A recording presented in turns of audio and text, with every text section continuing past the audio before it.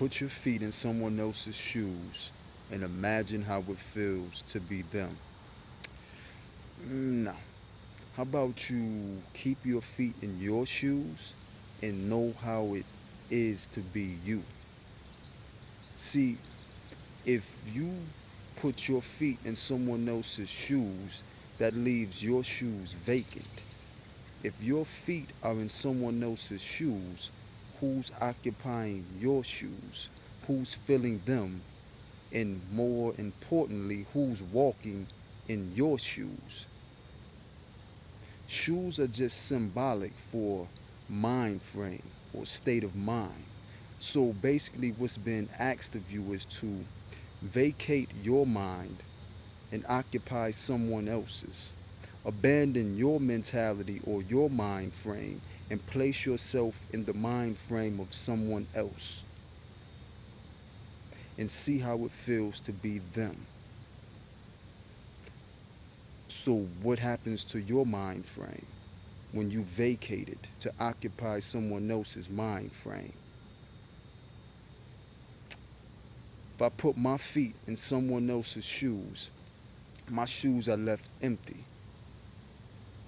They're stagnant. This is a form of a mind trick or psyching the mind because really and truly, what someone's asking you to do is to develop an emotional response or reaction to a make believe scenario. Place yourself in someone else's shoes and imagine how it feels to be them. What would you do if that were you? How would you feel?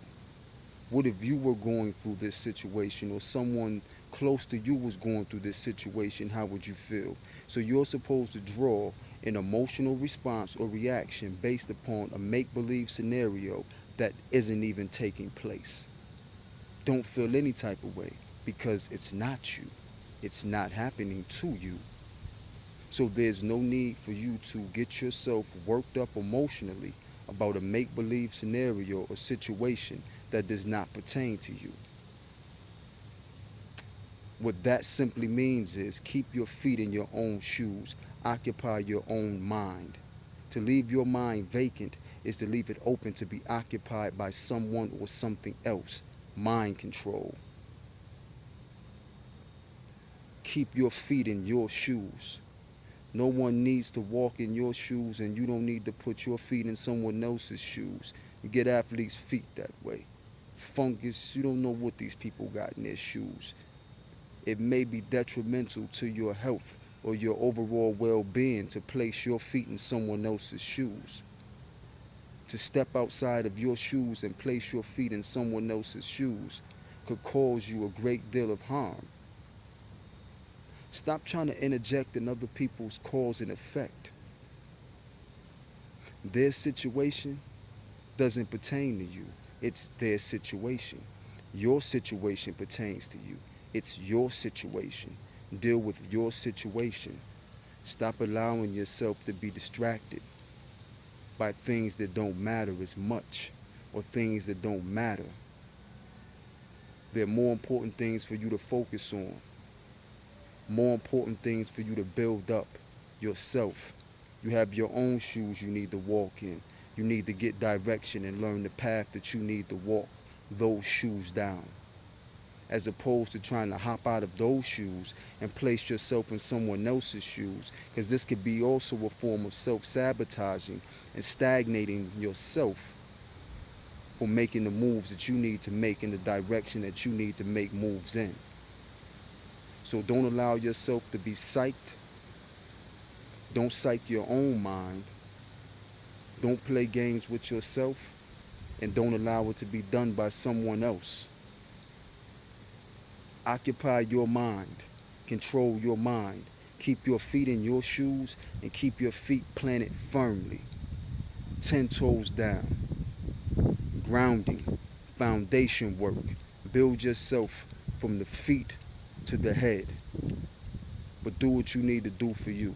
Stop entertaining make-believe scenarios and having imaginary emotional responses to scenarios that don't pertain to you, scenarios that aren't even real, they don't exist.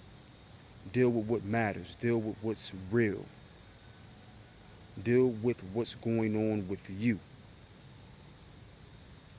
Because you're not always going to find an escape trying to focus on someone else. And like I said, stop trying to interject in other people's cause and effect. They may have to go through that. That may be for them. You may be the reason why they're not learning, why they're not growing, why they're not evolving, because you keep interjecting in their cause and effect. This could also be the reason why you're not growing, why you're not evolving, because you need to learn to sit down and stop trying to save everyone but yourself. It's very simple, but we take the simplest things and make them more complex than they need to be. So, with that being said, protect your neck, guard your mentals, and keep your feet firm in your shoes. Be prepared to walk in them. Stay on your path. Don't focus on the path of others, because their path may veer off, may go left, may go right. You may have to go straight, but it's only temporary that your paths may cross. Focus on your path and walk it.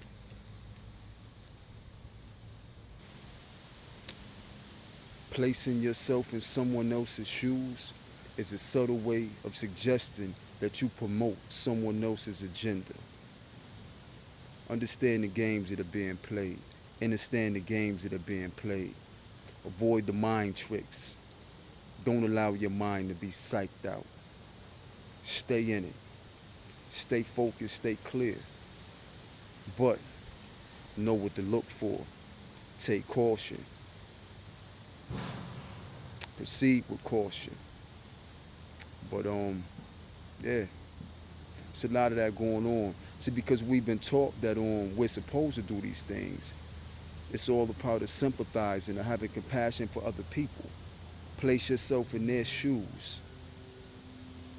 How would you feel if you were in their shoes? See, this is automatically tricking you into the mind frame of someone else and their agenda that they want you to develop an emotional attachment to. And then you execute the will of someone or something outside of yourself that may go against yourself. So, I say that to say, focus on you, focus on what you need to do, and don't allow yourself to be so easily distracted. The root word in sympathy is simp. Simple-minded. Don't let that be you.